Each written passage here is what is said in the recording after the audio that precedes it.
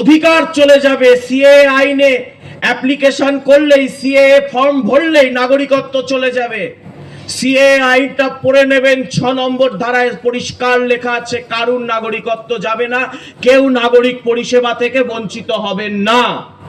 এবং আরো একটি বিষয় বলতে চাই, ভারতীয় জনতা পার্টি যতদিন আছে, আমি রাজ্যের মুখপাত্র এবং জেলার নেতারাও, মণ্ডলের নেতারাও আছেন, আমি দায়িত্ব নিয়ে বলছি, ভারতীয় জনতা পার্টি রয়েছে যতদিন, শান্তিনগরের মানুষের কাছে আমরা প্রতিশ্রুতি দিয়ে যাচ্ছি। আবার এখানে মঞ্চ বেঁধে ভোটের আগে বক্তৃতা দিতে নিশ্চয়ই আসবো, প্রচার করতে নিশ্চয়ই আসবো, কিন্তু দায়িত্ব নিয়ে বলছি, ভারতীয় জনতা পার্টি যতদিন আছে, একজন উদ্বাস্তু নাগরিকের নাগরিকত্ব যাবে না, একজন ভারতীয় মুসলমানের নাগরিকত্ব যাবে না, কিন্তু একজন বাংলাদেশি অনুপ্রবেশকারীকেও আমরা ভোটার তালিকায় রাখতে দেব না। কোন মৃত voter, double entry voter voter তালিকায় থাকবে না।